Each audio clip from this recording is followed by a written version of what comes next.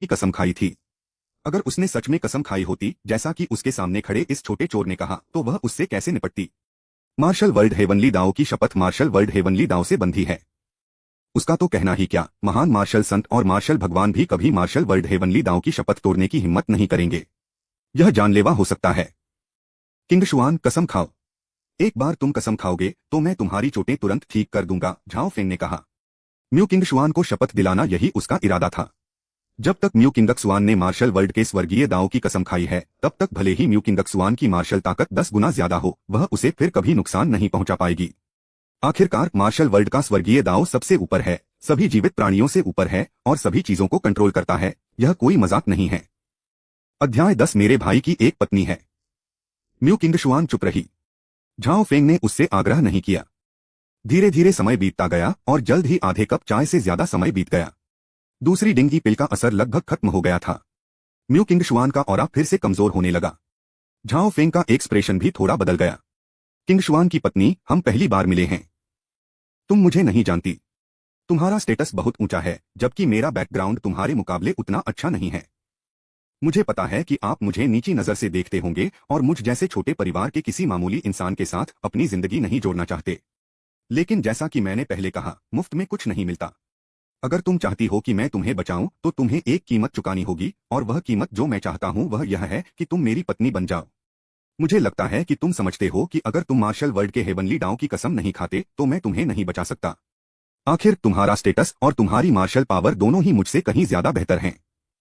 अगर मैं तुम्हें बचा लूं और फिर तुम मेरे खिलाफ हो जाओ, तो मैं क्या करूं?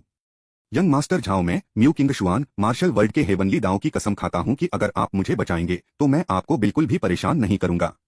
असल में मैं आपको बहुत धन्यवाद दूंगा।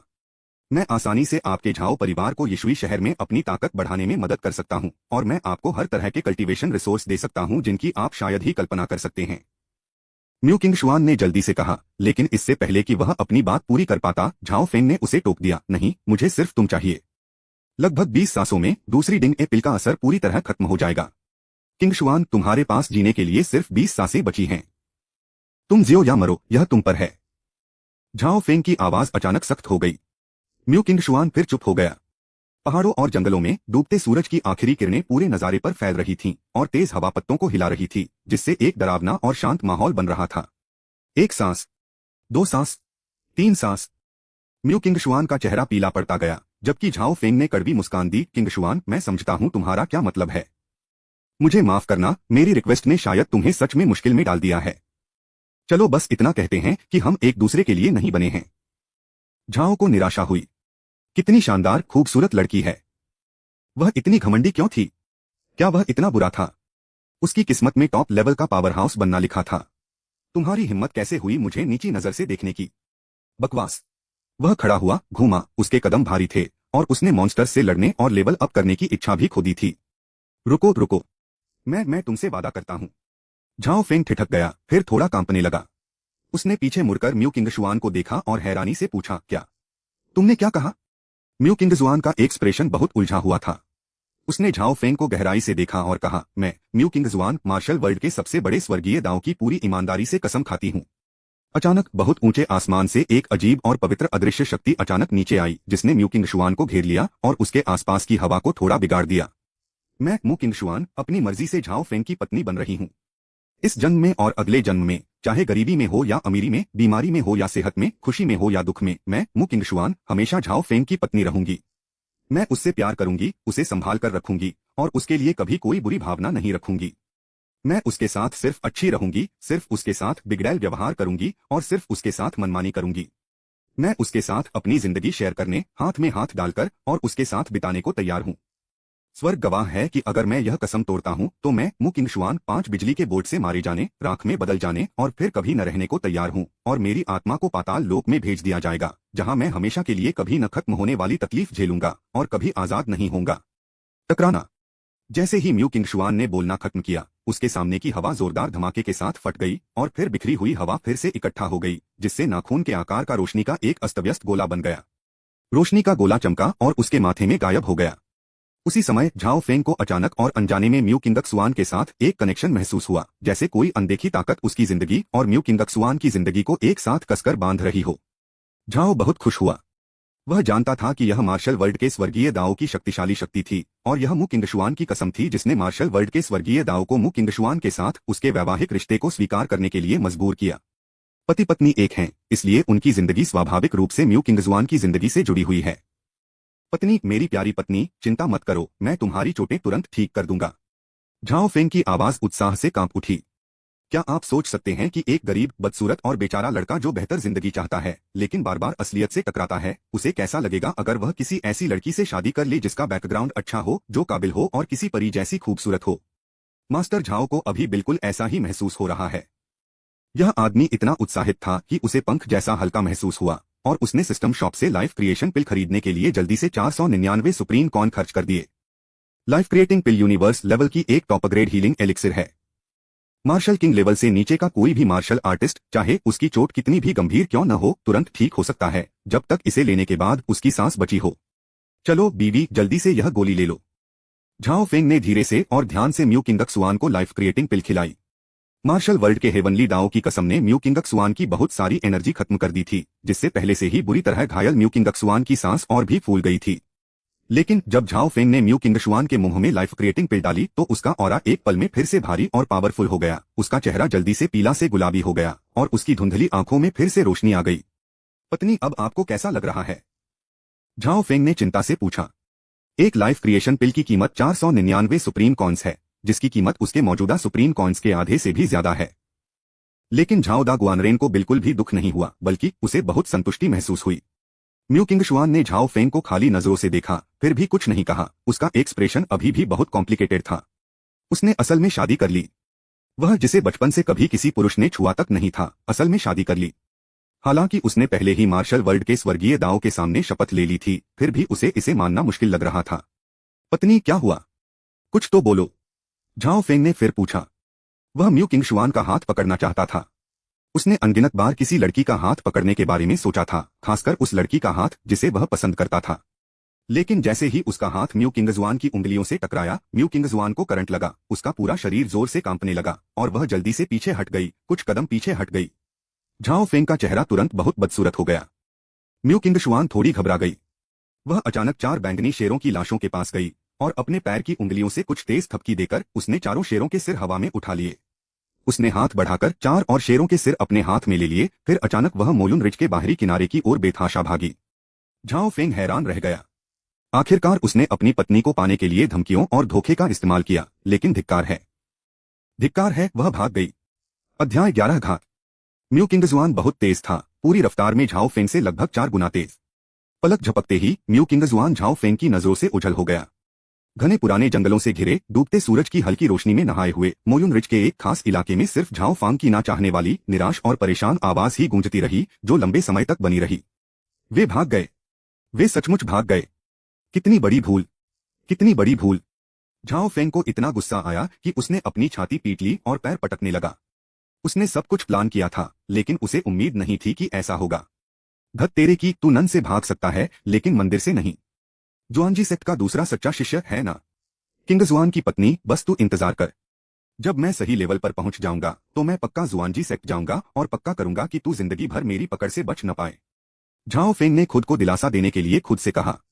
किसी भी हालत में म्यू किंगक्सुआन ने मार्शल वर्ल्ड के स्वर्गीय दाओ से कसम खाई कि इस जीवन में वह केवल उसकी पत्नी हो सकती है और कभी भी दूसरे पुरुषों के साथ कोई संबंध नहीं रख सकती।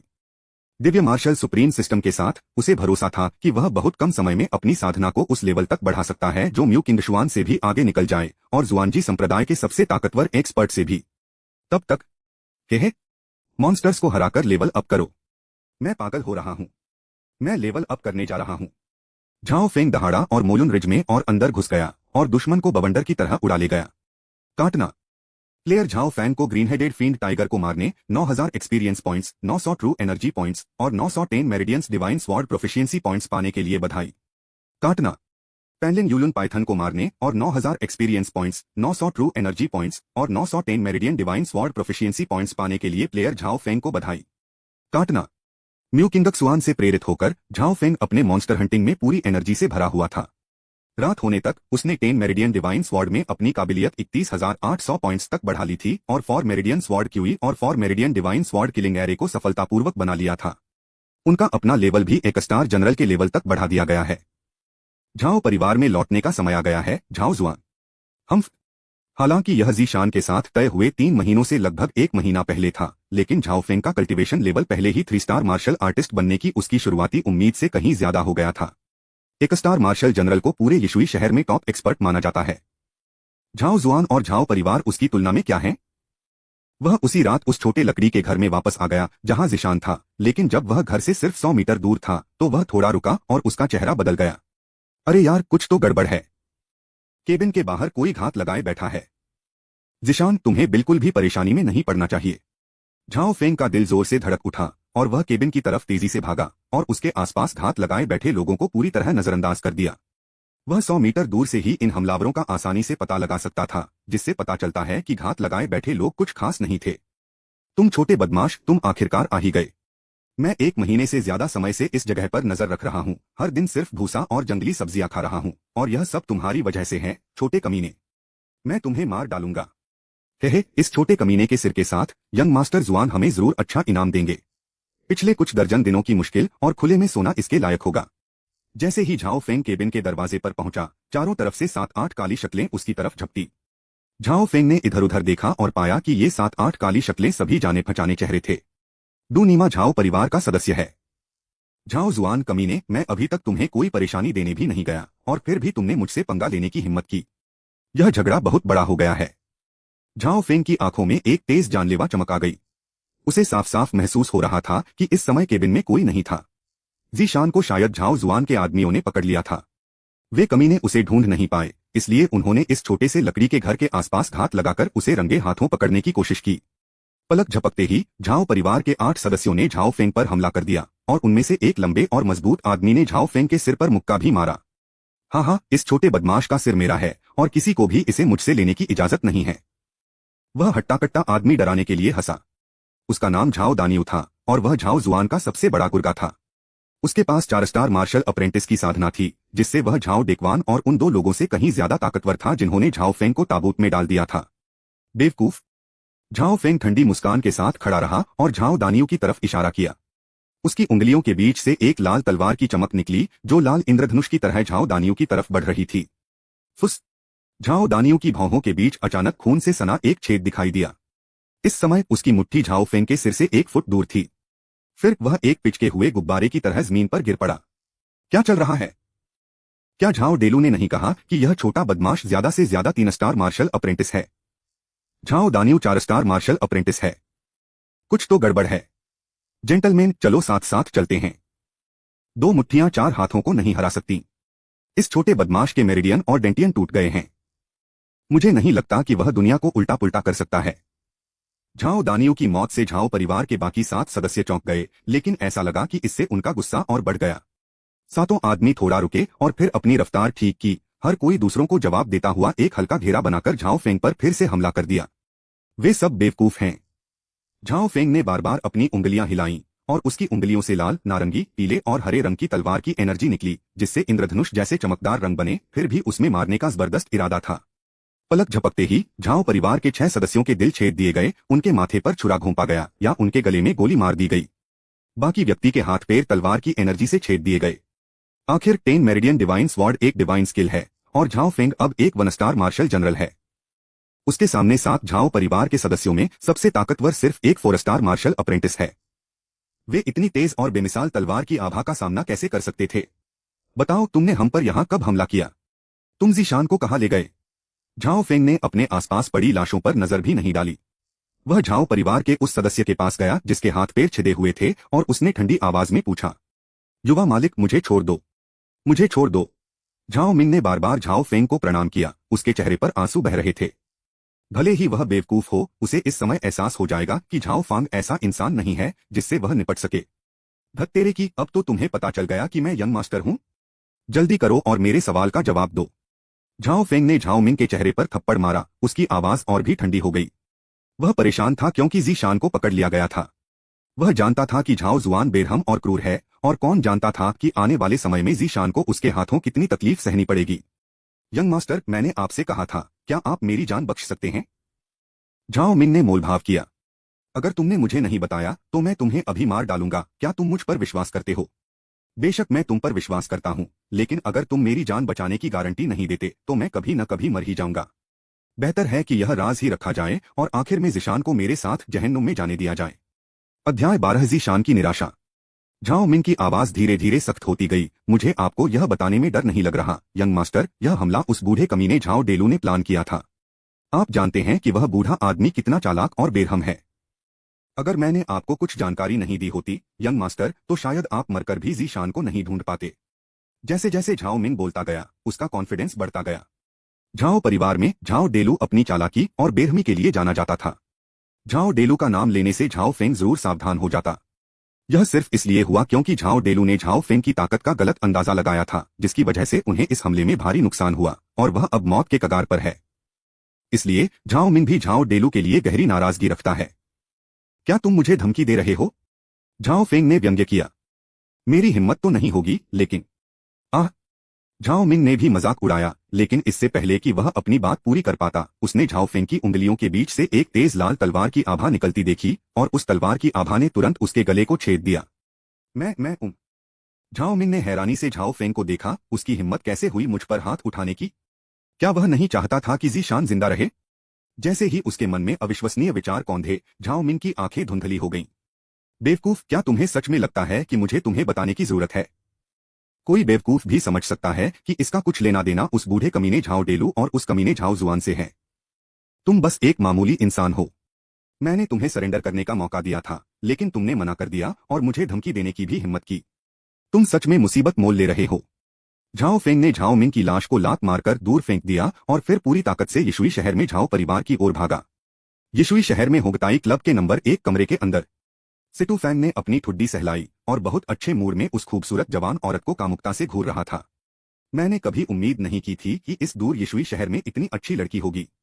इस लड़की की सुंदरता लगभग किंग शुआन के बराबर है। यिशुई शहर के झाओ परिवार से झाओ जुआन हम, यह लड़का जानता है कि लोगों के साथ कैसे घुलना मिलना है। अगर मौका मिला तो हम इसकी मदद कर सकते हैं। हाँ हाँ। सिटू फांग बिलुओ काउंटी के शहर के मालिक का दूसरा बेटा और जुआनजी संप्रदाय का अंदरूनी शिष्य है। यिशुई शहर बिलुओ काउंटी के अधिकार क्षेत्र में एक दूर का छोटा सा शहर है। आम हालात में सिटू फांग यिशुई शहर आने की हिम्मत नहीं करते, लेकिन वह आया।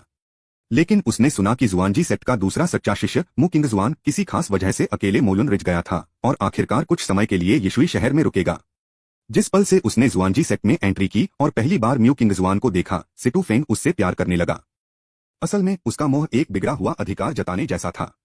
वह अमीर घराने में पैदा हुआ था और उसके पास बहुत ताकत थी। वह बिलुओ काउंटी में जो चाहे कर सकता था। लेकिन जुआनजी संप्रदाय में शामिल होने के बाद वह सिर्फ एक छोटा बाहरी शिष्य था, बिल्कुल मामूली। भले ही उसमें अच्छी काबिलियत थी और वह जल्दी ही जुआनजी सेट का अंदरूनी शिष्य बन गया, फिर भी वह म्यू किंग जुआन जैसी घमंडी और टैलेंटेड औरत की नजर में कुछ भी नहीं था।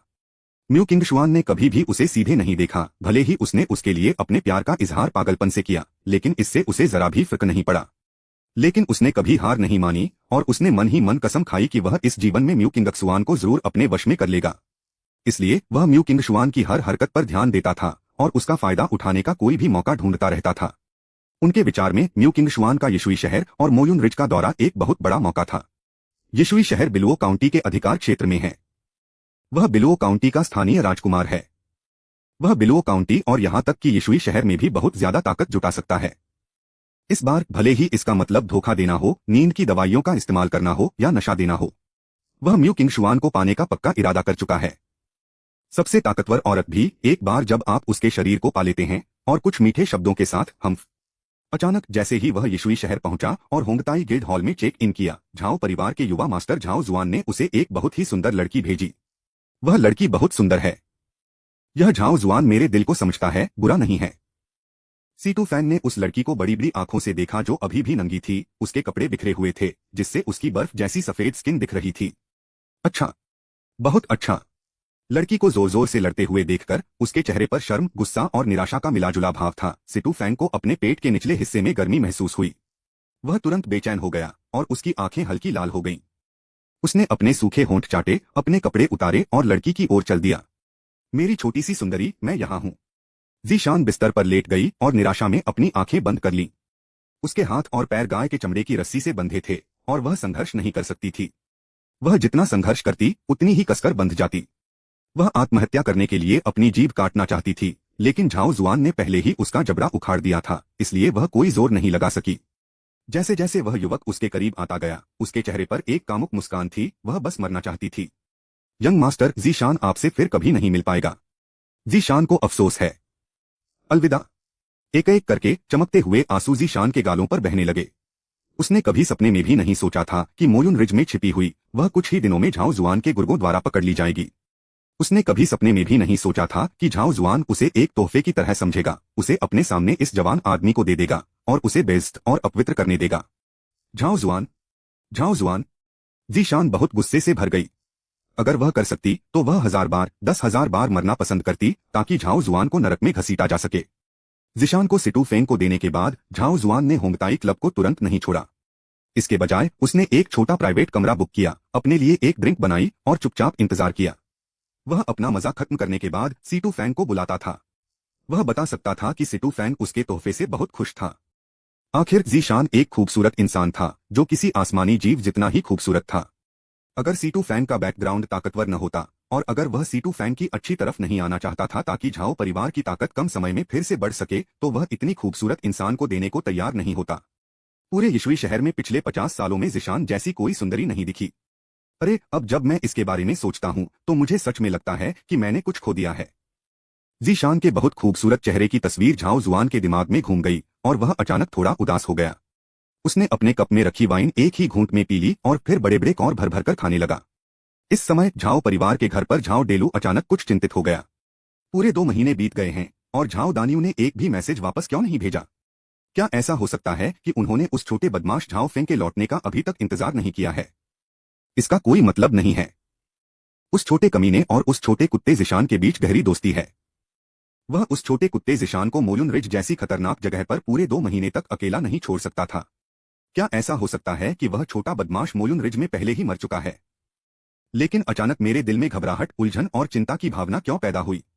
झाओ डेलू अपने कमरे में बैठा ध्यान से सोच रहा था। उसका हाव भाव समय समय पर बदल रहा था।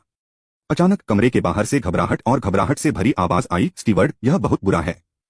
झाओ, झाओ फैंग, वह छोटा बदमाश वापस आ गया है। चैप्टर 13, झाओ डेलू को जिंदा पकड़ना। क्या कहा आपने?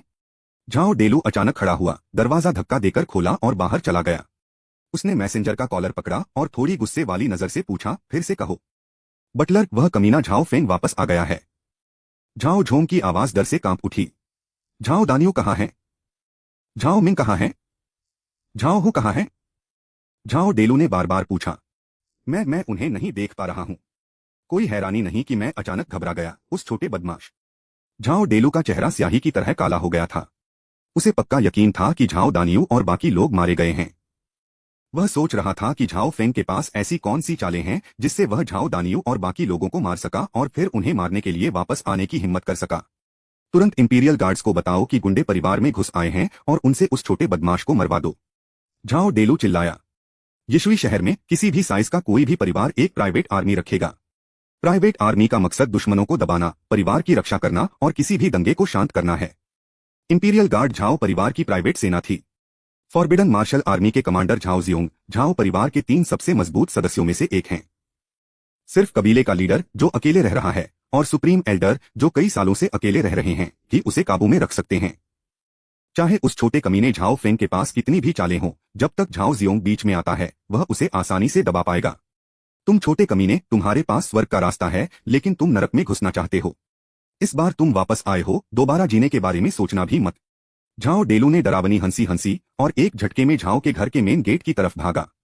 उसकी शक्ल रात में छिपी हुई थी, भूत की तरह आती और जाती थी। झाओ निवास का मुख्य द्वार। झाओ कबीले के 20 से ज्यादा सदस्य झाओ फेंग के सामने खड़े थे, जबकि झाओ कबीले के 6 या 7 नौकर उसके चारों ओर जमीन पर कराह रहे थे। झाओ परिवार के इन सभी नौकरों को झाओ फेंग ने पकड़ लिया था। वे सभी झाओ जुआन के गुर्गे थे और वे सभी जानते थे कि झाओ जुआन ने झाओ फेंग के खिलाफ कितने बेरहम तरीके अपनाए थे।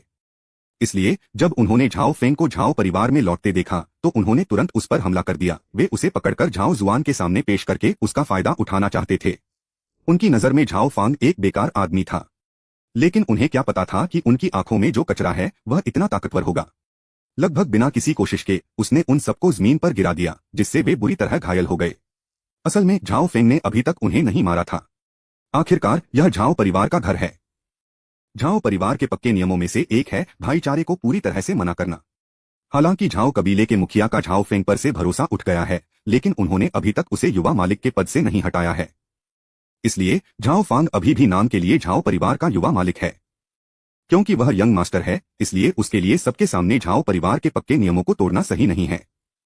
इसलिए झाओ ने 10 मेरिडियन डिवाइन स्वॉर्ड का इस्तेमाल नहीं किया, बल्कि झाओ जुआन के चमचों को घायल करने के लिए सिर्फ माइटी मॉन्यूमेंट स्मैशिंग हैंड का इस्तेमाल किया।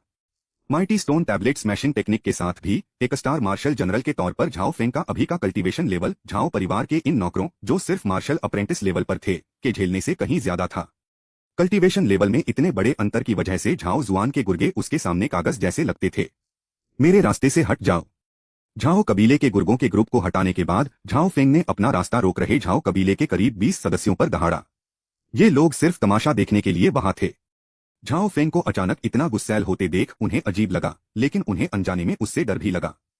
आखिरकार झाओ फेंग एक समय में एक मशहूर और बहुत सम्मानित जीनियस थे। उनकी इच्छा शक्ति ऐसी थी जिसे उनके जैसे आम लोग चुनौती नहीं दे सकते थे। भले ही बाघ मर गया है, लेकिन उसकी ताकत अभी भी है। हालांकि झाओ फांग को हाल ही में एक बड़ा झटका लगा है, लेकिन अब उसकी ताकत का प्रदर्शन स्वाभाविक रूप से इन लोगों को डरा देगा। सरसराहट की आवाजों के बीच झाओ कबीले के 20 से ज्यादा सदस्यों ने झाओ फेंग के लिए रास्ता बनाया। झाओ परिवार में इतनी हिम्मत कौन कर सकता है। लेकिन उसी समय झाओ परिवार की हवेली के अंदर के आंगन से अचानक एक डरावनी दहाड़ सुनाई दी, जिसके बाद एक जैसे भारी कदमों की आहट और लोहे के कवच की खटखट सुनाई दी। जल्द ही कांसे के भारी कवच पहने और काले लोहे के भाले लिए सैनिकों का एक ग्रुप झाओ फेंग के सामने आ गया और एक बार फिर उसका रास्ता रोक दिया। सबसे आगे चल रहा सैनिक अपना भाला सीधे झाओ फेंग की तरफ तानकर उस पर हमला करने ही वाला था कि वह अचानक रुक गया। युवा मास्टर, यह आप हैं? जब तुम जानते हो कि मैं युवा मास्टर हूं, फिर भी तुम मुझे रोकने की हिम्मत कर रहे हो। मेरे रास्ते से हट जाओ। झाओ फांगली चिल्लाया। वह बहुत परेशान था। उसे नहीं पता था कि झाओ डेलू जिशान को कब ले गया था, और नहीं उसे पता था कि झाओ डेलू के हाथों, या यूं कहें कि झाओ जुआन के हाथों जिशान को किस तरह की तकलीफ होगी। झाओ डेलू और झाओ जुआन दोनों बेरहम हैं। जीशान नाजुक और सुंदर है। जब उसकी खेती अभी भी ठीक थी, तब जीशान उसकी सुरक्षा में थी और झाओ जुआन कभी कभी उसे परेशान करता था। अब झाओ फेंग ने इस बारे में ज्यादा गहराई से सोचने की हिम्मत नहीं की, क्योंकि जितना ज्यादा वह इसके बारे में सोचता, उतना ही ज्यादा डर जाता।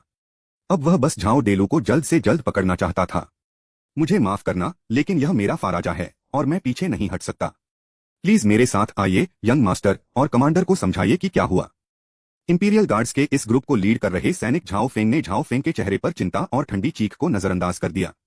उसने झाओ परिवार के कुछ नौकरों पर नजर डाली जो झाओ फेंग के सामने कराहते और विलाप करते हुए लेटे थे, और गहरी आवाज में कहा, इंपीरियल गार्ड्स सिर्फ कमांडर और कबीले के मुखिया के अंडर थे।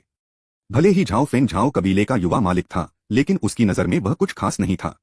इसके अलावा जब से झाओ फेंग के मेरिडियन टूट गए थे और उसका डेंटियन खराब हो गया था, उसने झाओ फेंग को फिर कभी गंभीरता से नहीं लिया था।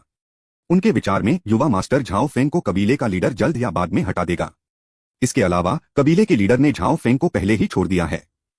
उसका हाल ही में अकेले रहना और झाओ फेंग को नजरअंदाज करना इसका साफ सबूत है। झाओ फेंग ने अंदाजा लगाया कि उसने अभी तक झाओ फेंग के खिलाफ कोई एक्शन नहीं लिया है। इसकी वजह झाओ फेंग के पिता हो सकते हैं, जो लगभग 20 साल पहले गायब हो गए थे। झाओ फेंग के पिता झाओ झान की बात करें तो वह सच में एक बहुत बड़े पावर हाउस थे। अगर वह गायब नहीं हुए होते तो झाओ फेंग अब इस हालत में नहीं होते, और झाओ परिवार का असर शायद यिशुई शहर से आगे बढ़कर बिलुओ काउंटी शहर तक पहुंच गया होता। कितने अफसोस की बात है, कितने अफसोस की बात है। मैं तुम्हें बताता हूं मेरी बहन। झाओ फेंग आगे बढ़ा और जबरदस्ती अंदर जाने वाला था। अपनी अभी की साधना और लड़ाई की ताकत के साथ झाओ परिवार में असल में कोई भी उसे रोक नहीं सकता था। लेकिन अचानक उसकी भौहें तन गईं और उसकी नजर उसके बाईं ओर लगभग 50 मीटर दूर एक छिपे हुए कोने की ओर चली गई। उसके चेहरे पर एक ठंडी मुस्कान आ गई और वह अचानक उस छिपे हुए कोने की ओर भागा। इतनी तेजी! झाओ फेंग की स्पीड की वजह से झाओ फेंग के चेहरे के हाव भाव एकदम बदल गए। यह बकवास बंद करो। इंपीरियल गार्ड्स, झाओ फेंग को पकड़ो। झाओ फेंग भी हिल गया। उसी समय एक काली आकृति अचानक उस छिपे हुए कोने से निकली और झाओ फेंग की ओर दौड़ी। झाओ डेलू, वह वहां कैसे छिपा हो सकता है? वह आदमी क्या करना चाहता है? एक पल में झाओ कबीले के सदस्य जो देख रहे थे, उन्होंने उस काले आदमी को पहचान लिया और हैरानी से चिल्ला उठे। जैसे ही सब लोग हैरानी से चिल्ला रहे थे, झाओ डेलू जो कोने से बाहर निकला था, उसे झाओ फेंग ने पकड़ लिया। अध्याय 14 पूछताछ। क्या मैं कुछ देख रहा हूं? क्या यह सच में झाओ फेंग है? वह निकम्मा झाओ फांग इतना तेज कैसे हो सकता है? मुझे लगता है कि झाओ फेंग के अपाहिज होने से पहले भी उसकी स्पीड अब से धीमी थी। सब लोग हैरान थे क्योंकि झाओ फेंग की स्पीड बहुत तेज थी, किसी भूत की तरह, और ज्यादातर लोगों को उसकी हरकतें भी साफ साफ नहीं दिख रही थीं। झाओ डेलू भी झाओ फेंग की स्पीड देखकर हैरान था, और फिर उसे एहसास हुआ कि झाओ फेंग उसकी तरफ दौड़ रहा है। उसे पक्का नहीं पता था कि झाओ फेंग ने उसे देखा है या नहीं, लेकिन वह हमेशा सावधान रहता था, इसलिए उसने झाओ फेंग के करीब जाने का फैसला किया। आखिरकार झाओ फेंग इंपीरियल गार्ड के 9 कैप्टन में से एक था। लड़ाई की ताकत के मामले में वह उससे बेहतर था। झाओ फेंग के करीब जाने से उसे ज्यादा सुरक्षित महसूस होगा। लेकिन उसने कभी सपने में भी नहीं सोचा था कि जैसे ही वह निकलेगा झाओ फेंग उसे पकड़ लेगा। उसने यह भी नहीं देखा कि झाओ फेंग ने उसे कैसे पकड़ा। पिछले 2 महीनों में इस बच्चे के साथ आखिर हुआ क्या था? उसकी ताकत अचानक इतनी जबरदस्त कैसे हो गई? झाओ फेंग के हाथ से उसकी गर्दन पर पकड़ से निकलने वाली जबरदस्त ताकत को महसूस करके झाओ डेलू पूरी तरह डर गया। इस समय उसे पूरा यकीन था कि झाओ दानियू और झाओ फेंग पर हमला करने वाले दूसरे लोगों को झाओ फेंग ने जरूर मार डाला था, या कम से कम उसे अपाहिज बना दिया था। झाओ फेंग, तुमने अपने ही परिवार में और इंपीरियल गार्ड्स के सामने हिंसा करने की हिम्मत की। अभी सरेंडर करो। झाओ फेंग को अपनी नाक के नीचे झाओ डेलू को पकड़ते देख झाओ फेंग का चेहरा बहुत बुरा हो गया। वह गहरी आवाज में झाओ फेंग पर चिल्लाया, लेकिन उसके चेहरे पर गंभीरता का भाव था। झाओ फेंग ने जो स्पीड दिखाई उससे वह सच में बेचैन हो गया। कम से कम वह खुद तो इतनी स्पीड नहीं दिखा सकता था। लेकिन स्पीड का मतलब लड़ाई की ताकत नहीं होता। झाओ फेंग को अपनी लड़ाई की ताकत पर बहुत भरोसा है। झाओ परिवार की युवा पीढ़ी में उनकी लड़ाई की ताकत टॉप 5 में आती है। झाओ फेंग पहले से ही अपाहिज है। अगर उसका कोई अचानक सामना हो भी जाए तो भी वह सिर्फ 2 महीने में अपनी कितनी लड़ने की ताकत वापस पा सकेगा। इंपीरियल गार्ड्स ने झाओ फेंग को घेर लिया, लेकिन झाओ फेंग ने उनकी तरफ देखा तक नहीं और झाओ फेंग को पूरी तरह से नजरअंदाज कर दिया। बूढ़े आदमी, मुझे बताओ, तुमने जिशान के साथ क्या किया है? जिशान अब कहाँ है? झाओ फेंग ने एक हाथ से झाओ डेलू की गर्दन को पीछे से पकड़ा, उसे उठाया और ठंडी आवाज में पूछा, कैप्टन झाओ, आप किसका इंतजार कर रहे हैं? आपने अपने ही ग्रुप में एक क्राइम किया है। क्या आप चाहते हैं कि मैं अभी एक्शन लूं? मेरा यकीन मानिए, मैं कमांडर झाओ जियोंग को आपकी रिपोर्ट करूंगा। झाओ डेलू ने झाओ फेंग को नजरअंदाज किया और इसके बजाय झाओ फेंग पर चिल्लाया, कोर्ट डेथ। झाओ फेंग का चेहरा सख्त हो गया और अचानक जोर से उसने झाओ डेलू को जमीन पर पटक दिया। गिरने से झाओ डेलू हैरान रह गया, उसे तारे दिखने लगे, उसके अंदर के अंग हिलने लगे और उसका पूरा शरीर ऐसा महसूस होने लगा जैसे अभी टूटने वाला है। झाओ फेंग, तुम्हारी हिम्मत कैसे हुई? इंपीरियल गार्ड सर, चार्ज करो। पूरी तरह से नजरअंदाज किए जाने पर झाओ फेंग को आखिरकार गुस्सा आ गया और उसने अपने काले लोहे के भाले से झाओ फेंग पर हमला कर दिया। दूसरे इंपीरियल गार्ड भी उसे पकड़ने के लिए झाओ फेंग की ओर दौड़े। झाओ फेंग ने बार बार हाथ उठाते हुए मजाक उड़ाया और उसकी 10 उंगलियों के बीच से लाल, नारंगी, पीले और हरे रंग की तेज तलवार की एनर्जी झाओ फेंग और दूसरों की तरफ निकली। सविश सविश सविश सविश, क्लैंग क्लैंग क्लैंग क्लैंग। हवा में तलवार की एनर्जी की आवाज लगातार गूंज रही थी और हर तलवार की एनर्जी इंपीरियल गार्ड्स के हाथों में मौजूद काले लोहे के भालों से टकरा रही थी। भालों की टक्कर से ऐसी जोरदार आवाज हुई जैसे मेटल मेटल से टकरा रहा हो। जवाब में कई भाले जमीन पर गिरे और इंपीरियल गार्ड्स ने झाओ फेंग की तरफ बढ़ना रोक दिया। वे डरे हुए झाओ फेंग को घूर रहे थे, भाले पकड़े उनके हाथ जोर जोर से कांप रहे थे। इस समय झाओ फेंग भी ऐसा ही था। झाओ फेंग की ओर उसकी नजर अविश्वास और थोड़े डर से भरी हुई थी। उसके हाथ में काले लोहे के भाले पर 4 रंग की तलवार की एनर्जी का असर इतना ज्यादा था कि वह उसे पकड़ भी नहीं पाया। अगर तलवार की एनर्जी लोहे के भाले पर लगने पर इतनी तेज थी तो सोचिए क्या होता अगर वह तलवार की एनर्जी भाले पर नहीं बल्कि उनके दिलों, उनके सिर पर निशाना साधती। झाओ फेंग ने आगे सोचने की हिम्मत नहीं की। झाओ फेंग, मैं तुमसे पूछता हूँ, परिवार के नियमों के अनुसार युवा मालिक को नाराज करने और उन्हें मारने की कोशिश करने की सजा क्या है? झाओ फेंग ने अचानक पूछा। झाओ फेंग हैरान रह गया और उसने अनजाने में जवाब दिया, उसका जुर्म मौत के लायक है। बहुत अच्छा। फिर? इससे पहले कि झाओ फेंग अपनी बात खत्म कर पाता, उसकी हल्की और बेपरवाह आवाज ने झाओ फेंग की रीढ़ की हड्डी में सिहरन पैदा कर दी। झाओ फेंग ने जल्दी से कहा, यंग मास्टर, प्लीज समझिए। हम सिर्फ इंपीरियल गार्ड के मेंबर के तौर पर अपनी ड्यूटी पूरी कर रहे थे और हमारा किसी को मारने का बिल्कुल भी इरादा नहीं था। इंपीरियल गार्ड की ड्यूटी पूरी करना। तुम्हें यहाँ कौन कौन सी ड्यूटी पूरी करनी है? उस बूढ़े कुत्ते झाओ डेलू ने मेरा फायदा उठाने की कोशिश की और एक बड़ा जुर्म किया। क्या मुझे उससे निपटने में कोई दिक्कत है? क्या मुझे तुम्हारे दखल की जरूरत है? लेकिन कोई लेकिन नहीं है। यहां से चले जाओ। अगर तुमने मुझे फिर से परेशान किया तो मुझे कोई अपनापन न दिखाने के लिए दोष मत देना। झाओ फेंग की आवाज बेसब्र हो गई और झाओ फेंग की हिम्मत नहीं हुई कि वह अब झाओ फेंग से बहस करे। झाओ फेंग उस पर इतना ज्यादा दबाव डाल रहा था, इतना ज्यादा कि वह जोर से सांस लेने की भी हिम्मत नहीं कर पा रहा था। वह इंपीरियल गार्ड्स को ले जाते हुए चुपचाप चला गया। तुम्हारा क्या? क्या तुम अभी भी रुककर शो देखना चाहते हो? झाओ फेंग ने अपने सामने झाओ कबीले के सदस्यों के ग्रुप को ठंडे दिमाग से देखा। झाओ कबीले के लोग तुरंत तितर-बितर हो गए और इंपीरियल गार्ड्स भी पीछे हट गए। वे इस समय झाओ फेंग की बात न मानने की हिम्मत कैसे कर सकते थे? ठीक है, अब शांत हो जाओ। बूढ़े कुत्ते, अब बोलने की तुम्हारी बारी है। झाओ फेंग ने झाओ डेलू पर कदम रखा, उसकी आवाज अभी भी ठंडी थी। युवा मास्टर, मेरी जान बख्श दो। मैं अंधा था और मुझे आपको नाराज नहीं करना चाहिए था, लेकिन यह सब झाओ जुआन का काम था। झाओ डेलू भी डर गया। हालात ने अचानक मोड़ ले लिया। वह शुरू में अंधेरे में छिप गया था ताकि झाओ फेंग को इंपीरियल गार्ड्स द्वारा पकड़े जाने का गवाह बन सके। फिर उसने झाओ जुआन और उसके पिता झाओ मिंग के असर का इस्तेमाल करके इंपीरियल गार्ड्स के कमांडर झाओ जियोनक पर झाओ फेंग को चुपके से मारने का दबाव बनाने का प्लान बनाया। लेकिन वह कैसे अनुमान लगा सकता था कि झाओ फांग इस समय इतना शक्तिशाली हो जाएगा? झाओ फेंग एक 3 स्टार मार्शल आर्टिस्ट था, झाओ जुआन से कम नहीं, लेकिन झाओ फेंग के सामने वह कागज की तरह नाजुक था। इस स्थिति को देखते हुए इस समय झाओ फेंग के पास कम से कम एक 6 स्टार मार्शल आर्टिस्ट जितनी कॉम्बैट पावर है। इस तरह की कॉम्बैट पावर झाओ परिवार की पूरी नई पीढ़ी को हराने के लिए काफी है, और यह किसी भी तरह से झाओ परिवार के कुछ पुराने पावर हाउस से कम नहीं है। अब जब मैं उसके हाथों में हूं, तो मेरे बचने की उम्मीद बहुत कम है। टकराना। इससे पहले कि झाओ डेलू अपनी बात पूरी कर पाता, झाओ फैंग ने उसके पेट के निचले हिस्से में लात मारी, जिससे उसे पिछली रात का खाना लगभग उल्टी हो गई। क्या तुम बहरे हो? मैंने पूछा कि क्या तुमने जिशान के साथ कुछ किया है, और तुम मुझे यह बता रहे हो? यंग मास्टर, प्लीज शांत हो जाइए। यंग मास्टर, प्लीज शांत हो जाइए। मिस जिशान बिल्कुल ठीक हैं। जब से मैंने उन्हें पकड़ा है, मैं उन्हें सबसे अच्छा खाना पीना दे रहा हूं, और मैंने उनकी जरा भी बेइज्जती नहीं की है। क्या ऐसा है? झाओ फेंग ने झाओ डेलू को फिर से उठाया और उसे तीखी चुभती नजर से घूरा। झाओ डेलू की आंखों में घबराहट की एक झलक दिखाई दी। कमीने, झूठ बोलने की तुम्हारी हिम्मत कैसे हुई? झाओ फेंग ने झाओ डेलू की आंखों में घबराहट देखी और तुरंत गुस्से में आ गया। वह कमीना अब भी उससे झूठ बोलने की हिम्मत कर रहा है। वह और झाओ जुआन उससे बहुत नफरत करते हैं और चाहते हैं कि वे उसे मार डालें। उस पोते झाओ जुआन ने हमेशा जीशान को चाहा है। अगर जीशान उनके हाथ लग गई तो उसकी किस्मत अच्छी कैसे हो सकती है? यंग मास्टर, मैं झूठ नहीं बोल रहा था। पिछले 1 महीने में मैंने सच में मिस जिशान के साथ कुछ नहीं किया है, बस इतना है कि। लेकिन क्या? मुझे जल्दी बताओ। झाओ फेंग अचानक थोड़ा घबरा गया। अध्याय 15 जीशान को ढूंढना। लेकिन झाओ जुआन ने मिस जिशान को बिलुओ काउंटी सिटी लॉर्ड के दूसरे युवा मास्टर से मिलवाया जो यिशुई सिटी में उतरे थे, इसलिए झाओ डेलू हकलाया, लेकिन इससे पहले कि वह बोलना खत्म कर पाता, झाओ फेंग ने उसे बीच में ही टोक दिया। श्रद्धांजलि? लानत है, लानत है। झाओ फेंग का चेहरा हरा हो गया। वह समझ गया कि ऑफरिंग का क्या मतलब है। इसका मतलब था जीशान को बिलुओ काउंटी के दूसरे युवा मास्टर को अपवित्र करने के लिए गिफ्ट के तौर पर देना। झाओ फेंग ने बिलुओ काउंटी शहर के दूसरे युवा मालिक का नाम भी सुना था।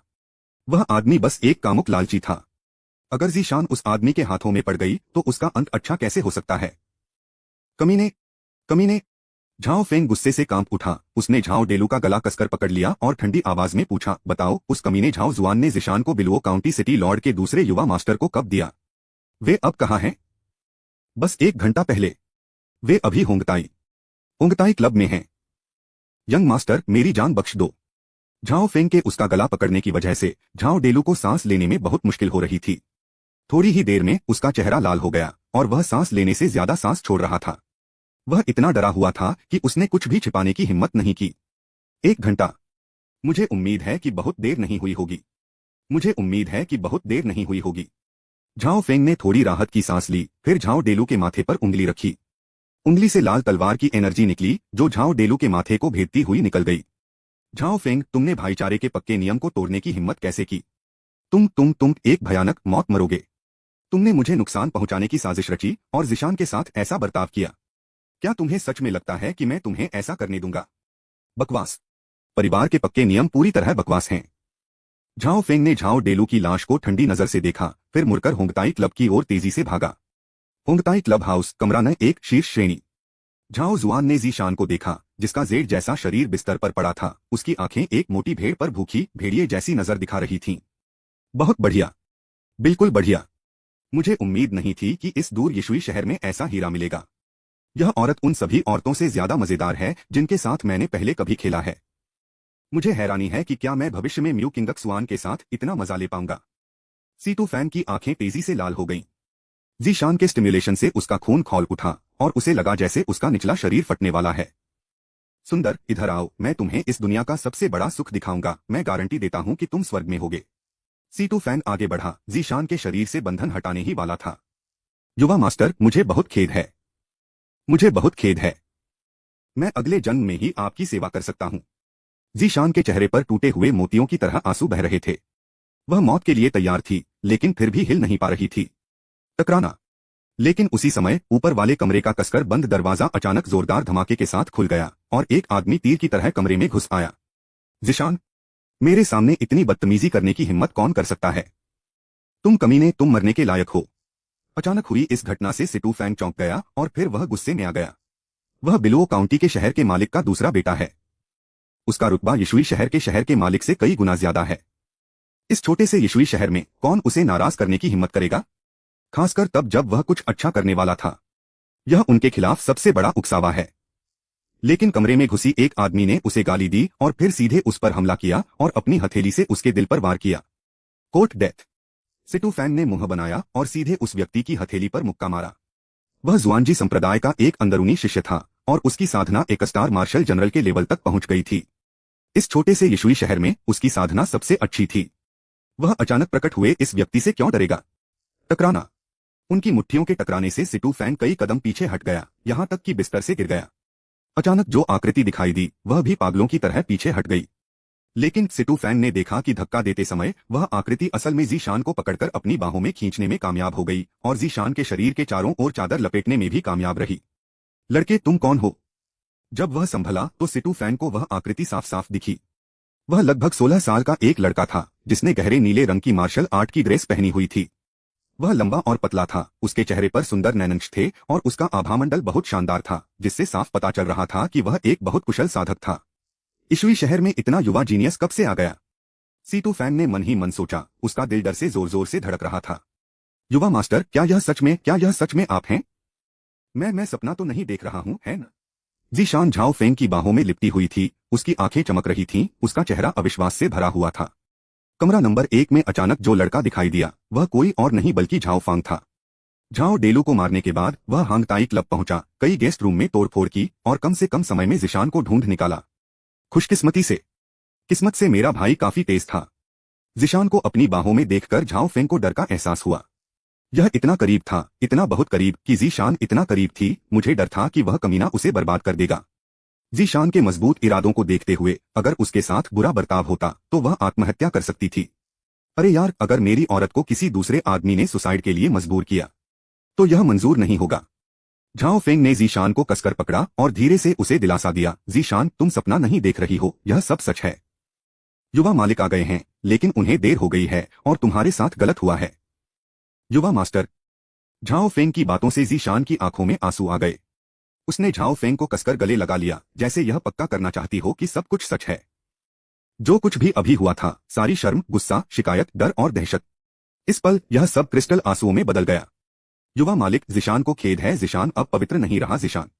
झाओ फेंग ने धीरे से अपनी उंगली जीशान के नाजुक होठों पर रखी और उसे चुप करा दिया। बेवकूफ लड़की, तुम्हें क्या हो गया है? बकवास मत सोचो। तुमने कुछ गलत नहीं किया, समझे? गलत तो मैं ही हूं। मुझे तुम्हें मोयुन रिज में अकेला नहीं छोड़ना चाहिए था, याद है? मैंने एक बार कहा था कि मैं तुम्हें इस जन्म में फिर कभी तकलीफ नहीं होने दूंगा, लेकिन अब इस कमीने ने तुम्हें तकलीफ दी है, इसलिए मैं इस कमीने को अभी मार डालूंगा। जैसे ही झाओ फेंग ने बात की, उसने अपना सिर थोड़ा घुमाया और चाकू जैसी तेज आंखों से सीटू फेंग को देखा। चैप्टर 16, अब आपकी बारी है। हुंगताई क्लब में इतनी गुस्ताखी करने की हिम्मत कौन करता है? जैसे ही झाओ फेंग सिटू फेंग को मारने वाला था, दरवाजे के बाहर से जोर से चिल्लाने और भारी दौड़ने की आवाजें आईं। जल्द ही 1 दर्जन से ज्यादा आर्मर्ड सैनिक फर्स्ट क्लास रूम के ऊपर वाले कमरे में घुस गए। सबसे आगे वाला सिपाही एक अधेड़ उम्र का आदमी था जिसका चेहरा चौकोर और मुंह चौड़ा था। जब उसने झाओ फेंग को देखा तो वह थोड़ा हैरान हुआ और फिर वह झाओ फेंग पर चिल्लाया, झाओ फेंग, तुम बेकार के आदमी हो, मेरे हुंगताई क्लब में परेशानी खड़ी करने की तुम्हारी हिम्मत कैसे हुई? क्या तुम मरना चाहते हो? अधेड़ उम्र के आदमी को देखकर झाओ फेंग की बाहों में जीशान कांपने लगा। उसने उस अधेड़ उम्र के आदमी को पहचान लिया। वह हान परिवार की थंडर आर्मी के तीसरे स्क्वाड का कैप्टन था और थंडर आर्मी के 9 कैप्टन में सबसे बेरहम था। हान परिवार यिशुई शहर में झाओ परिवार के बराबर का एक जानामाना परिवार है। ओंगताई क्लब हान परिवार की प्रॉपर्टी है। हान परिवार की थंडर आर्मी झाओ परिवार के इंपीरियल गार्ड जैसी है। ये परिवार द्वारा चलाई जाने वाली प्राइवेट सेनाएं खून से सनी हुई हैं, उनमें जबरदस्त ताकत है और वे जल्दी मार गिराने वाली हैं। अगर झाओ फेंग अब भी पहले जैसा ही जीनियस झाओ फेंग है तो ज़ीशान को चिंता करने की कोई बात नहीं है। लेकिन अब झाओ फेंग अपाहिज हो गया है और थंडर आर्मी के सबसे बेरहम स्क्वाड लीडर्स में से एक का सामना कर रहा है। उसकी किस्मत शायद। ज़ीशान ने आगे सोचने की हिम्मत नहीं की। उसने झाओ फेंग को कसकर गले लगा लिया। चूंकि सिटू फेंग ने उसे बिना कपड़ों के देखा था, इसलिए उसे लगा कि अब वह पवित्र नहीं रही जिससे वह मरना चाहती थी। उसे लगा कि झाओ फेंग के साथ मरना सही है। उसके परेशान विचारों के बीच उसकी भावनाओं में एक छोटी सी खुशी घुली हुई थी। ज़ीशान को इस बात का बिल्कुल भी अंदाजा नहीं था कि टॉप टियर रूम में घुसने के बाद झाओ फेंग ने कितनी डरावनी ताकत दिखाई थी। ज़ीशान, डरो मत, युवा मालिक यहाँ हैं। झाओ फेंग को कई तरह की भावनाएं महसूस हुई। ज़ीशान के कांपते शरीर से उसका डर और उसके कसकर गले लगने से उसके प्रति लगाव महसूस हुआ। उसने धीरे से ज़ीशान की पीठ थपथपाई और उसे दिलासा दिया। बेकार कचरा, तुम यहाँ क्या कर सकते हो? भले ही तुम अभी भी झाओ परिवार के युवा मालिक हो, अगर तुम मेरे हान परिवार के इलाके में परेशानी खड़ी करोगे तो झाओ परिवार तुम्हारी रक्षा नहीं कर सकता। इधर आओ कमीने। अधेड़ उम्र के आदमी की हथेली, जो ताड़ के पत्ते के पंखे जितनी बड़ी थी, झाओ फांग को पकड़ने के लिए आगे बढ़ी। कमरा नंबर 1 के बाहर दूसरे कमरों से आए कई मेहमान यह तमाशा देखने के लिए जमा हो गए। आखिरकार झाओ फांग ने ज़ीशान की तलाश में होंगताई क्लब के कई कमरों में तोड़फोड़ करके बहुत हंगामा खड़ा कर दिया था, जिससे अपने कमरों में आराम कर रहे कई मेहमान स्वाभाविक रूप से चौंक गए। झाओ जुआन भी भीड़ में फंसा हुआ था। हेवनली क्लास के नंबर 1 कमरे में झाओ फेंग को देख रहा था। उसके चेहरे पर उलझन थी और उसकी आंखें घूम रही थीं, लेकिन वह हेवनली क्लास के नंबर 1 कमरे में जल्दी से नहीं गया। उसे यह बहुत अजीब लगा। वह सीटू फैन की ताकत जानता था, वह निश्चित रूप से यिशुई शहर के टॉप लोगों में से एक था। इसके बावजूद झाओ फेंग कमरा नंबर 1 में सीटू फेंग के ठीक सामने बिल्कुल सही सलामत खड़ा था। यह तो बहुत अजीब बात है। इससे भी अजीब बात यह है कि सिटू फेंग ने अभी तक झाओ फेंग के खिलाफ कोई कदम नहीं उठाया है। वास्तव में क्या हुआ? झाओ जुआन के दिल में एक बुरी भावना बढ़ने लगी। अपनी बहन को चोदो। झाओ फेंग ने बैकहैंड मारा, अपनी powerful smashing steel hand technique का इस्तेमाल किया और सीधे अधेड़ उम्र के आदमी के फैले हुए हाथ पर वार किया। टकराना। जैसे मक्खी मार रहे हों, झाओ फेंग के थप्पड़ से अधेड़ उम्र का आदमी उड़ गया और झाओ फेंग की तरफ बढ़ा हुआ हाथ टुकड़े टुकड़े हो गया। हे भगवान, क्या मैं कुछ देख रहा हूं? क्या झाओ फेंग उस रहस्यमयी आदमी की वजह से अपाहिज नहीं हो गया था? क्या वह अब एक बेकार चीज नहीं है, एक आम इंसान से भी बदतर? वह हान परिवार की थंडर आर्मी के तीसरे स्क्वाड के कैप्टन को एक ही हथेली के वार से कैसे उड़ा सकता है? अफवाह गलत है, लेकिन अभी भी कुछ एक्साइटमेंट बाकी है। झाओ फेंग ने जो ताकत दिखाई, उससे कमरे के बाहर देखने वालों की भीड़ हैरान रह गई। झाओ जुआन की पलकें जोर से फड़कने लगीं और उसके पैर अचानक कमजोर हो गए। कोई हैरानी नहीं कि हमने उस कमीने झाओ फेंग को मारने के लिए जो लोग भेजे थे, उनमें से कोई भी वापस नहीं आया। इस छोटे कमीने का क्या हुआ? क्या ऐसा हो सकता है कि वह बिल्कुल भी अपाहिज नहीं हुआ, बल्कि उस रहस्यमय आदमी ने उसे बुरी तरह घायल कर दिया हो? झाओ जुआन का दिमाग तेजी से चलने लगा और वह अचानक मुड़कर भाग गया। झाओ फेंग अब ऐसा इंसान नहीं रहा जिसे वह संभाल सके। सिटू फेंग के अजीब रवैये को देखते हुए अगर वह यहीं रहा तो उसे डर है कि उसकी जान खतरे में पड़ जाएगी। तुम सब वहां किस लिए खड़े हो? पकड़ो इसे। इस छोटे से कचरे के टुकड़े को पकड़ो, मैं इसे मार डालूंगा। इस वार से गुस्साए झाओ फेंग ने उस अधेड़ उम्र के आदमी को उड़ा दिया और वह दर्जन भर थंडर सोल्जर्स पर दहाड़ा।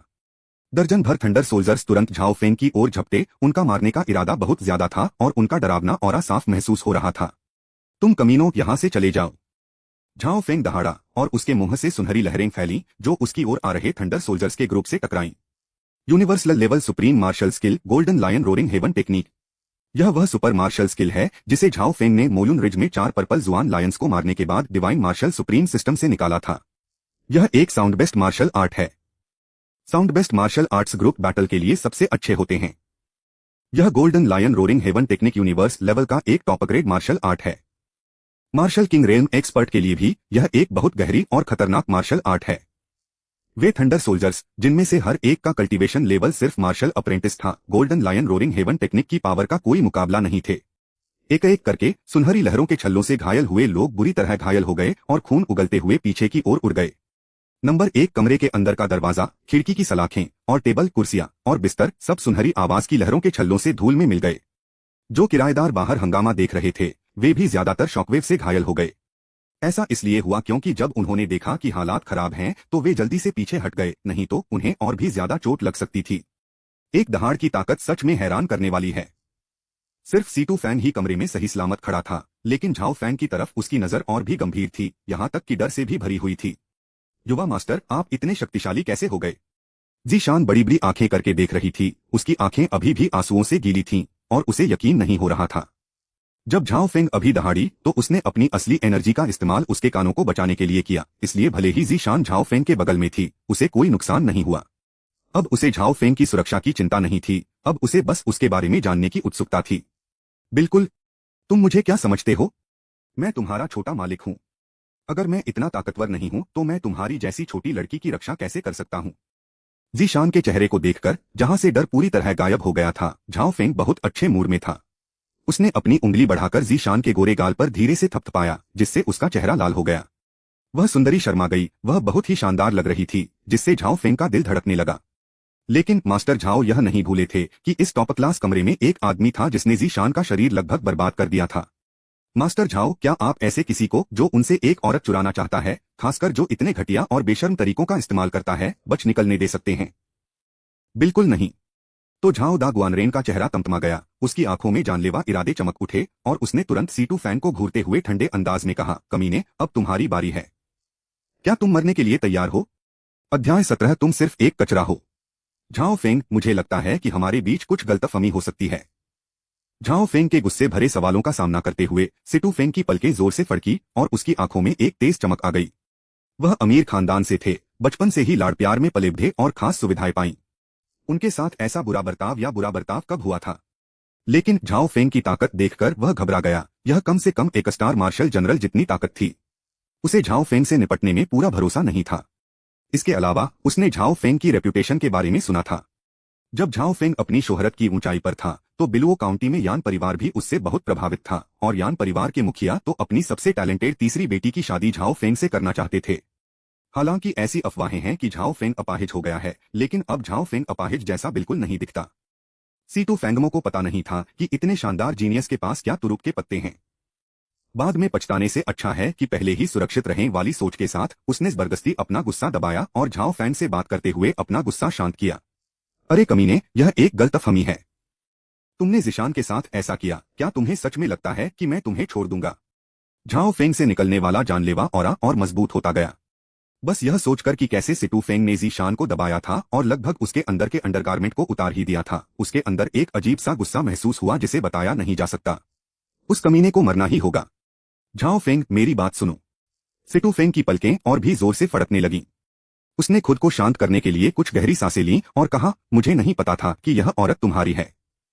मैं अभी यिशुई शहर पहुंचा ही था कि तुम्हारे झाओ परिवार के झाओ जुआन ने इस औरत को मेरे पास भेजा। आपको मेरी पहचान पता होगी। मैं एक छोटे परिवार की महिला को अपने दरवाजे पर आने पर कैसे स्वीकार नहीं कर सकता। इसके अलावा आप बिल्कुल सही समय पर पहुंच गए। इस औरत को मेरे हाथों कोई नुकसान नहीं हुआ। मेरी राय में चलो मान लेते हैं कि ऐसा कभी हुआ ही नहीं। आप क्या सोचते हैं? मैं पागल हो गया हूं। झाओ फेंग को सीटू फेंग से और कुछ कहने में आलस आ रहा था। एक दहाड़ के साथ उसके मुंह से सुनहरी आवाज की लहरें निकलीं और सीटू फेंग की ओर बढ़ी। अरे जिद्दी मूर्ख, क्या तुम सच में सोचते हो कि मैं तुमसे डरता हूं? सिटू फेंग भी गुस्से में था।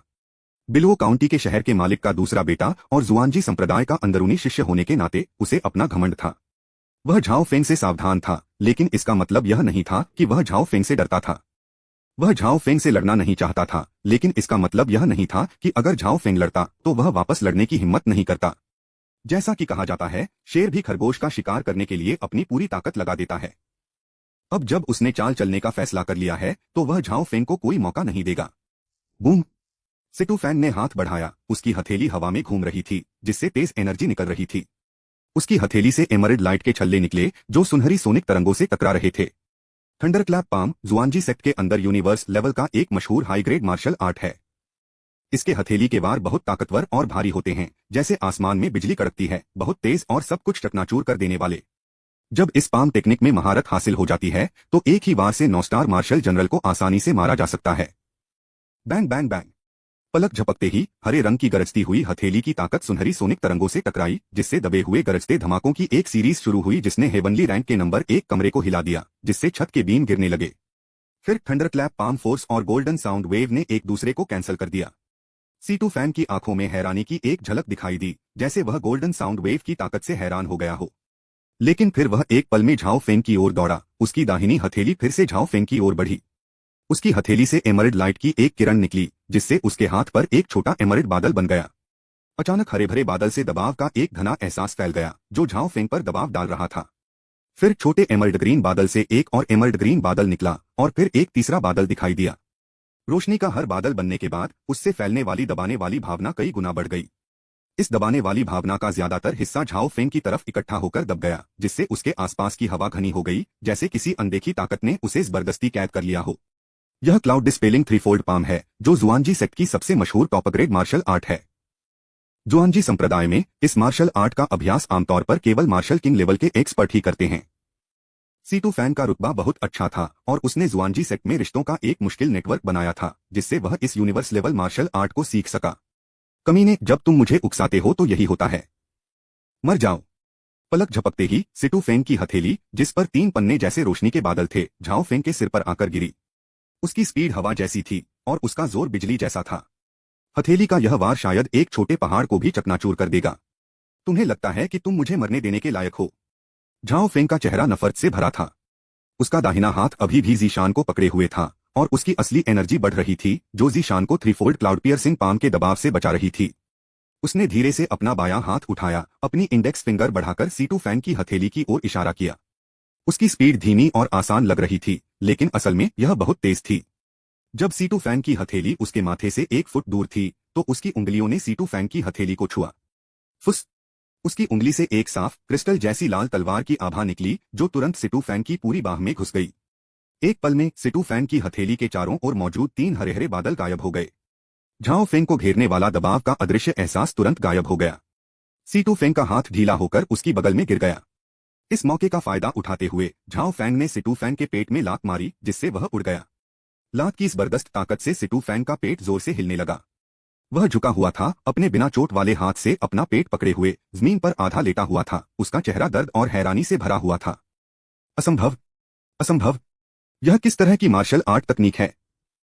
उसे पक्का यकीन था कि झाओ फेंग की साधना सिर्फ एक स्टार मार्शल जनरल के दायरे में थी, जो उसके अपने दायरे के बराबर थी। जब वह high grade U level martial skill के साथ अपनी पूरी ताकत दिखाता, तो एक आम 2 स्टार मार्शल जनरल भी उसका सामना नहीं कर पाता। लेकिन झाओ फेंग ने एक उंगली से ही उसके हमले को आसानी से तोड़ दिया। इसके अलावा जब झाओ फेंग ने हमला किया, तो उसने एक छोटी लड़की को पकड़ा हुआ था, जिसे मार्शल आर्ट की कोई भी शिक्षा नहीं थी। इससे पता चलता है कि झाओ फेंग ने उसके खिलाफ बिल्कुल भी कुछ नहीं किया। उसके खिलाफ पूरी ताकत लगाए बिना भी वह इतनी आसानी से हार गया। झाओ फेंग कितना टैलेंटेड है! कुछ भी नामुमकिन नहीं है। मेरे सामने तुम बस एक कचरा हो। तुमने मुझे मारने की हिम्मत की। झाओ फेंग ने सिटू फेंग की तरफ देखा, फिर अपनी बाहों में जीशान को देखा और धीरे से कहा, जीशान, युवा मालिक इस कमीने को मार डालेगा जिसने तुम्हें परेशान किया। जैसा कि आप देख सकते हैं, युवा मालिक अब बहुत ताकतवर है। अगर भविष्य में आपके साथ कोई अन्याय होता है, तो आपको इसे अपने तक नहीं रखना चाहिए। आपको युवा मालिक को बताना चाहिए और वह आपके लिए खड़ा होगा, समझे? हम। जीशान ने बार बार सिर हिलाया, जैसे कोई बिल्ली का बच्चा अपने मालिक से चिपका हो। झाओ फेंग की बाहों में कसकर लिपटा हो, उसकी आंखें चमक रही थीं।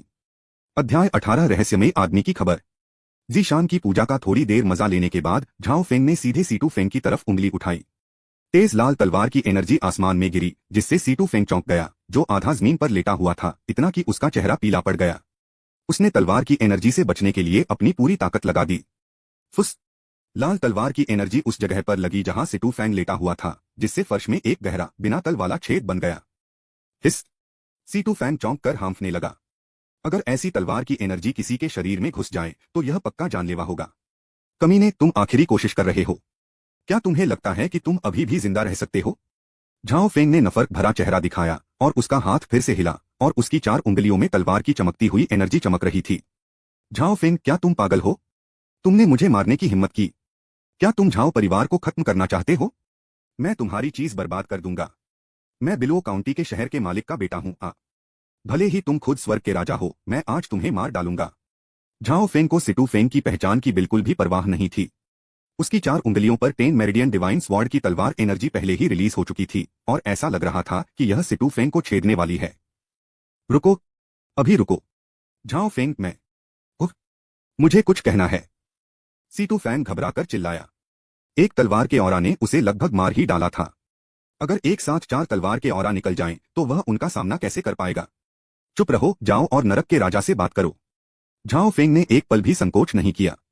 जैसे ही उसने सीटू फेंग को जीशान पर सवार देखा, उसने मन ही मन सीटू फेंग को मौत की सजा सुना दी। क्या तुम नहीं जानना चाहते कि किसने तुम्हें इतनी बुरी तरह पीटा कि तुम लगभग अपाहिज हो गए? सीटू फेंग डर के मारे पीछे हटते हुए चिल्लाया। क्या कहा आपने? झाओ फेंग का चेहरा तुरंत काला पड़ गया और उसकी उंगलियों के बीच से निकलने वाली 4 रंग की तलवार की एनर्जी एक पल में गायब हो गई। मुझे सब कुछ बताओ जो तुम जानते हो। अगर तुमने एक भी शब्द नहीं बोला, तो मैं तुम्हें मरने पर मजबूर कर दूंगा। झाओ फेंग ने जीशान को छोड़ दिया और धीरे धीरे सीटू फेंग के पास पहुंचा। उसका चेहरा ठंडा और सख्त होता गया। अगर आप उससे पूछें कि वह सबसे ज्यादा किससे नफरत करता है, तो वह झाओ डेलू, झाओ जुआन या सीटू फेंग नहीं है, बल्कि वह रहस्यमयी इंसान है जिसने कुछ समय पहले ही उसके मेरिडियन को तोड़ दिया था, उसके डेंटियन को नष्ट कर दिया था और उसे अपाहिज बना दिया था। अगर वह रहस्यमयी व्यक्ति न होता, तो उसके हाल के अनुभव इतने दुखद कैसे हो सकते थे? अगर उसके हाल के बुरे अनुभव न होते, तो क्या वह कमीना झाओ जुआन इतनी बेशर्मी से जीशान को किडनैप करके सीटू फैंग को सौंपने की हिम्मत कर पाता? क्या हर चीज के पीछे का गुनहगार वह रहस्यमयी इंसान है? लेकिन वह रहस्यमयी इंसान बहुत रहस्यमयी था। झाओ फेंग को उसके बारे में कुछ नहीं पता था, और अब भी उसे नहीं पता था कि उसने ऐसा क्या किया था जिससे वह रहस्यमयी इंसान नाराज हो गया और उसने उसके साथ इतना बुरा बर्ताव किया। अब जब सीटू फेंग को उस रहस्यमयी व्यक्ति के बारे में पता चल गया है, तो झाओ फेंग उसे जाने नहीं दे सकता।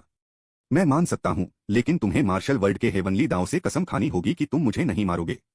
सीटू फैंग ने गहरी सांस ली और मुश्किल से खुद को संभाला।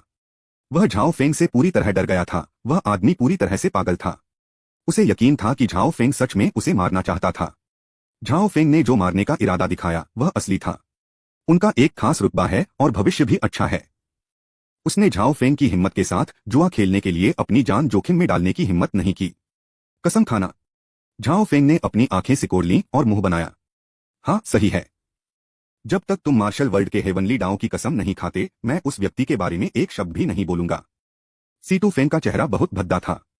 उसने झाओ फेंग को घूरा और कहा, झाओ फेंग, मैं मानता हूं कि तुम ताकतवर हो, लेकिन मैं भी तुमसे खिलवाड़ नहीं कर सकता।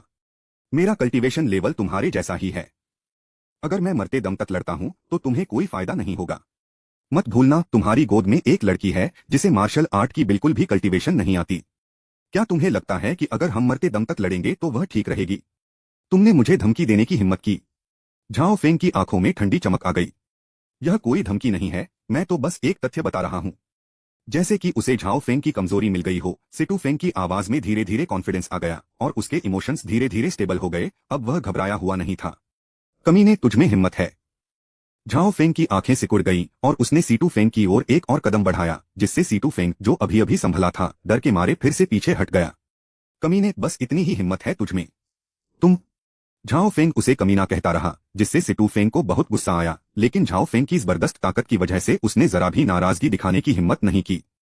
मैं तुमसे वादा कर सकता हूं कि मैं मार्शल वर्ल्ड के हेवनली दांव से कसम खाऊंगा कि मैं तुम्हारी जान को कोई नुकसान नहीं पहुंचाऊंगा, लेकिन तुम्हें यह भी कसम खानी होगी कि मेरे कसम खाने के बाद तुम मुझे उस रहस्यमयी व्यक्ति के बारे में पूरी और डिटेल्ड जानकारी दोगे जिसने मुझे घायल किया है।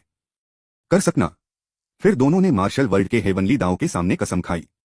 फिर सीटू फेंग ने झाओ फेंग को उस रहस्यमयी व्यक्ति के बारे में एक एक करके बताया। पता चला कि झाओ फेंग को अपाहिज बनाने वाला रहस्यमयी व्यक्ति चेन कैशन था, जो बिलुओ काउंटी में चेन परिवार का सबसे ताकतवर सदस्य था। चेन परिवार बिलुओ काउंटी सिटी में यान परिवार के बराबर एक टॉप परिवार है। चेन कैशन न केवल चेन परिवार में सबसे ताकतवर है, बल्कि बिलुओ काउंटी सिटी में भी सबसे ताकतवर है। चेन कैशन के होने की वजह से चेन परिवार अब यान परिवार से आगे निकल गया है और बिलुओ काउंटी में नंबर 1 परिवार बनने के संकेत दे रहा है। ऐसा इसलिए था क्योंकि चेन कैशन बिलुओ काउंटी में इतने मशहूर थे कि उनके हर कदम पर शहर में बहुत ध्यान जाता था। इसलिए सीटू फेंग को पता चल गया कि यह चेन कैशन ही था जिसने झाओ फेंग को अपाहिज बनाया था। चेन कैशन। जैसे ही झाओ फेंग ने बिलुओ काउंटी के सबसे ताकतवर आदमी का नाम लिया, उसकी आंखों में एक तेज चमक आ गई। मुझे, झाओ फेंग, चेन कैशन से कोई दुश्मनी नहीं है। मेरे यशुई झाओ कबीले का उसके बिलुओ चेन कबीले से कोई लेना देना नहीं है। वह मेरे साथ इतना बेरहम क्यों होगा? तुम्हारे झाओ परिवार को चेन परिवार से कोई दुश्मनी नहीं है। क्या तुम मजाक कर रहे हो? सीटू फैंग ने शक से पूछा। अर्थ क्या है?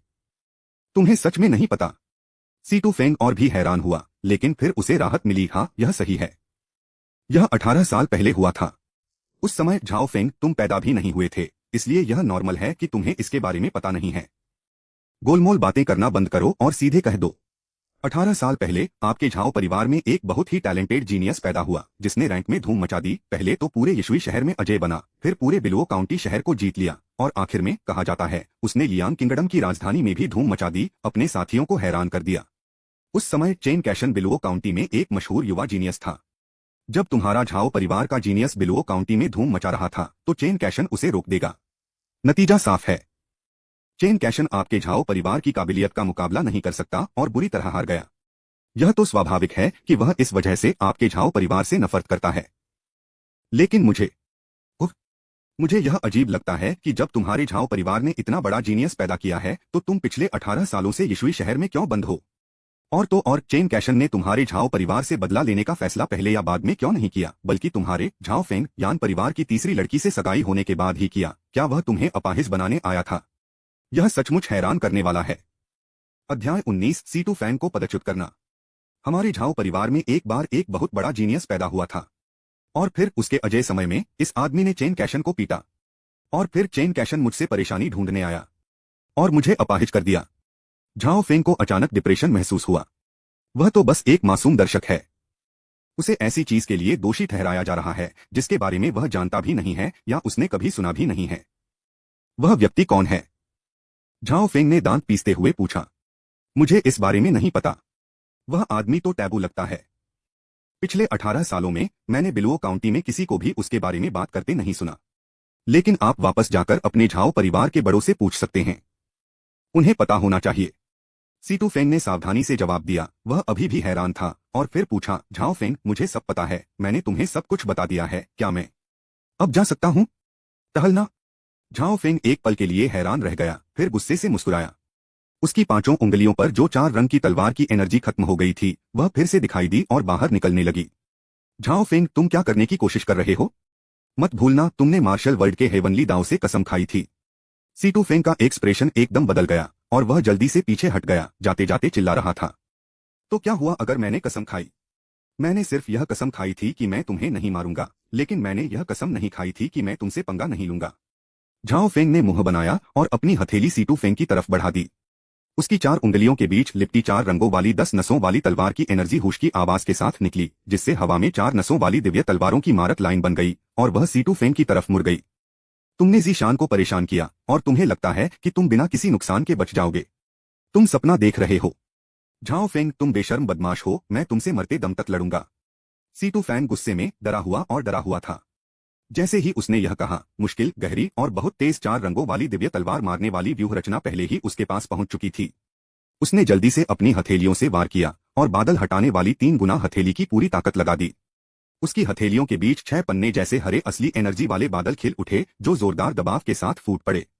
लेकिन जैसे ही असली एनर्जी के 6 एमरिड ग्रीन बादल 4 रंगों वाली तलवार की एनर्जी एरे के संपर्क में आए, वे टुकड़े टुकड़े हो गए। एक पल में सीटू फैंग की हथेलियां भी तलवार की एनर्जी एरे से टुकड़े टुकड़े हो गईं और मांस और हड्डियों के टुकड़े हर जगह उड़ गए। इसके अलावा उसकी बाहें भी मांस और खून के अनगिनत छोटे छोटे टुकड़ों में फट गईं। आह! सीटू फैंग के मुंह से एक तीखी चीख निकली और फिर बहुत ज्यादा ताकतवर 4 रंगों वाली तलवार की एनर्जी मारने वाली लाइन हवा में गायब हो गई। ऐसा इसलिए है क्योंकि झाओ फेंग ने तलवार की एनर्जी की इंटेंसिटी को कंट्रोल किया था। 10 मेरिडियन दिव्य तलवार एक दिव्य कौशल है। Divine sword killing formation 10 meridian divine sword technique की पावर को बहुत ज्यादा बढ़ा सकता है। अगर उसने अपनी तलवार की एनर्जी की तेजी को कंट्रोल नहीं किया तो यह एक 4 meridian divine sword killing array भी सीटू फैंग को मारने के लिए काफी होगी। लेकिन वह सीटू फेंग को नहीं मार सका क्योंकि उसने मार्शल वर्ल्ड के स्वर्गीय दाव से एक वादा किया था और वह उस वादे को तोड़ने का नतीजा नहीं झेल सकता था। 4 meridian divine sword killing formation के गायब होने से सीटू फैंग चौंक गया, लेकिन उसके पास इसका कारण सोचने का न तो समय था और न ही इच्छा। वह तुरंत नंबर 1 कमरे से भाग गया। वह भागने की कोशिश कर रहा है। झाओ फेंग, तुम कमीने, कचरा, कुत्ते की गंदगी। अगर मैं इस मुसीबत से बच निकला तो मैं पक्का करूंगा कि तुम्हारा पूरा झाओ खानदान खत्म हो जाए और मैं पक्का करूंगा कि तुम्हें सबसे ज्यादा और बेरहम टॉर्चर और बुरा बर्ताव सहना पड़े ताकि तुम न जी सको और न मर सको। सीटू